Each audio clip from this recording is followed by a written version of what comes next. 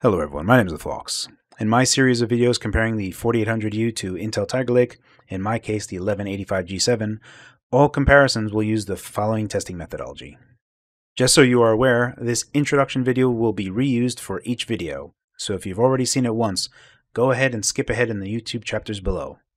The scope of these tests is to match total system power, not TDP. The reason being is because Intel Tiger Lake actually has a slight advantage over 4800U when it comes to total system power, roughly equating to 1 to 2 watts.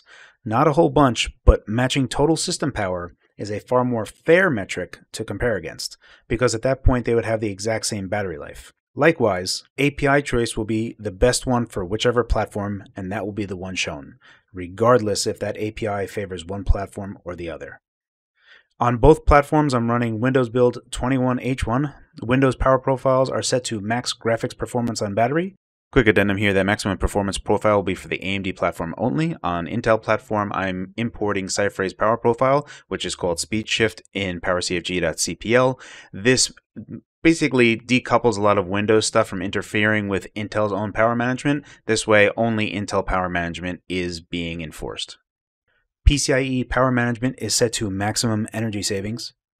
Windows battery profile is set to max performance. Additionally, the GPD-Win fan has a silent fan option on the device itself. Since silent fan mode does affect total system power, silent fan mode will be enabled on all TDP below 15 watts. Above 15 watts, silent fan mode will be disabled. Silent fan mode on will decrease total system power. Silent fan mode off will increase total system power.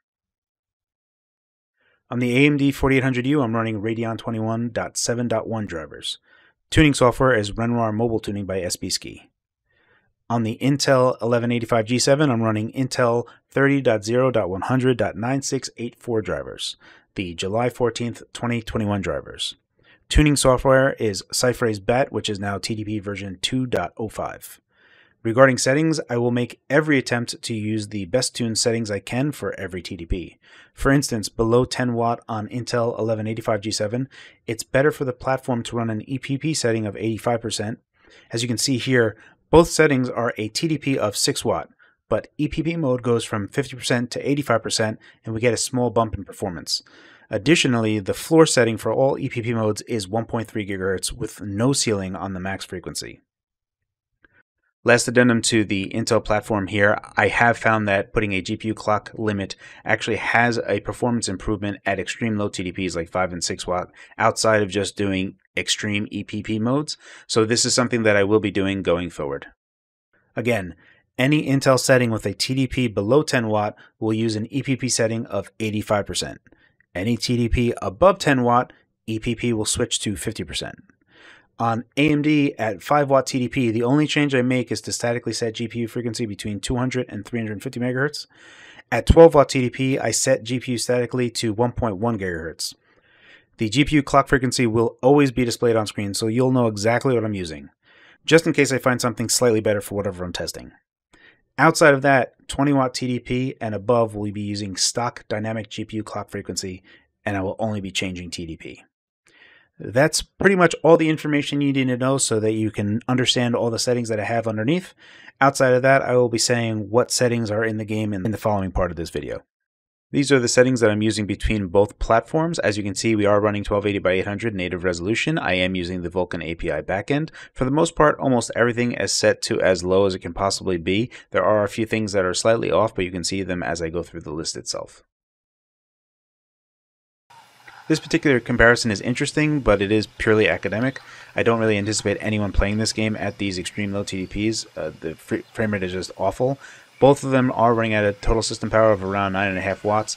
The Intel platform is set at a 6 watt TDP and AMD is set at a 5 watt TDP. Additionally, that Intel GPU setting limit of 300 MHz, even though it really doesn't crop up all that time, really does make a difference with how that system is trying to balance power internally, and that's how we actually get a little bit extra performance. But more to the point, we can see how much work Intel has done with optimizing their drivers, and that'll become more evident as we take a look at comparisons that have more wattage for them.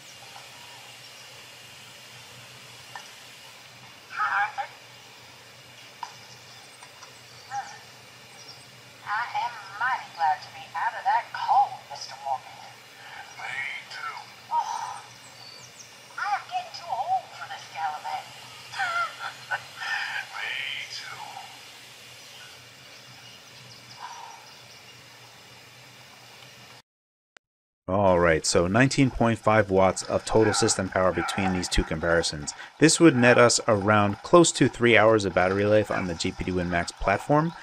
These are also entering into playable frame rates, albeit cinematic frame rates, but still playable frame rates. Intel has a small edge here. AMD trading blows once in a while, but for the most part, Intel Tiger Lake is pulling it here and kind of is a highlight of once Intel optimizes drivers, and in particular Red Dead Redemption 2 is a star on Intel Tiger Lake, you can really start to see the benefits of how far that platform can be pushed. The one thing worth noting here is on the Intel platform, the TDP is set to 14 watt, and then on AMD it's set to 12 watt. However, both of these TDP settings, on both of them, still the net result is 19.5 watts of total system power, which is the common denominator here.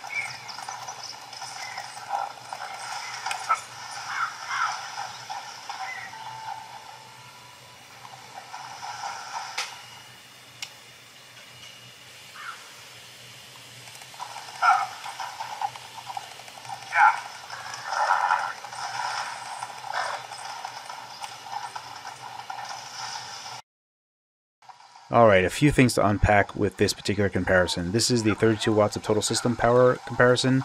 This would give you under 2 hours of battery life here. On Intel it was 22 watt TDP, on AMD it was 20 watt TDP.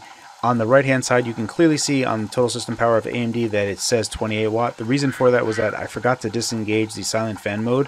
I do disengage it halfway through. When it's on the isolated state, you'll actually be able to hear the difference. You'll be able to hear no fan and then the fan ramp up when I enable fan mode back on, and then total system power goes to 32 watt. However, all the way through this, as best as I can try to line these up, you can clearly see that Intel has the advantage all the way through, up to a 10 FPS boost in some segments. So this is really where Intel is really just going to start blowing past it. And I do have one more power segment over this as well.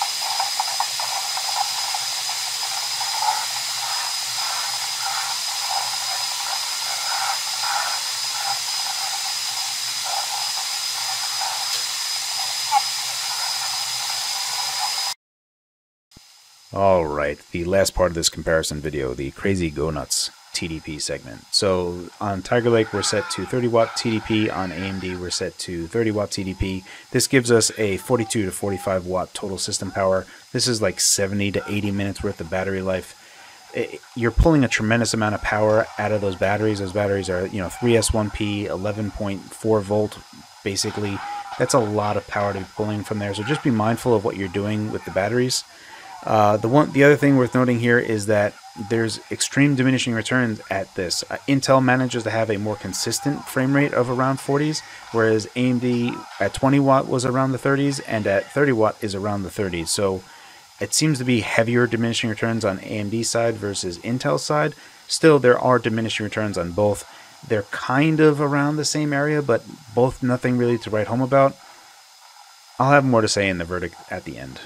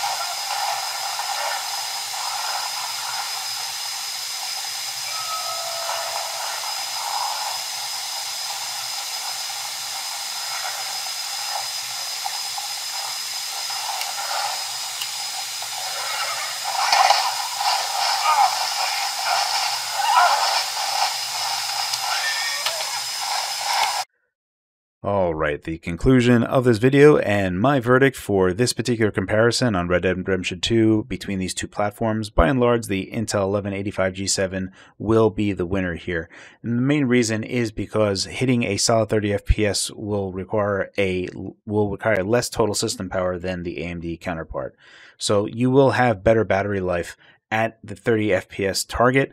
There is no world that you're going to be hitting 60 FPS at native resolution. Trying to get these to work at a sub resolution is rather difficult, and that is more a GP2Win Max problem. It's a native portrait display problem overall, because all these devices use a native portrait display. That is, they are 800 by 1280, not 1280 by 800, a native landscape display. So the image gets kind of offset, and the available resolutions that we have to us, there's even configuration files and locking them, they don't respect it. So it gets really, really hairy. Running at native resolution is the easiest to just get up and going. Both platforms support DirectX 12. They both support Vulkan.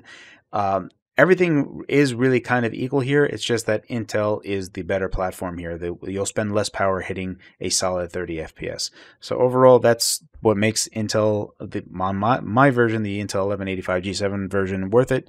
The Intel 1195G7 will, of course, fall into the same category. As always, guys, thank you for your time, and thanks for watching.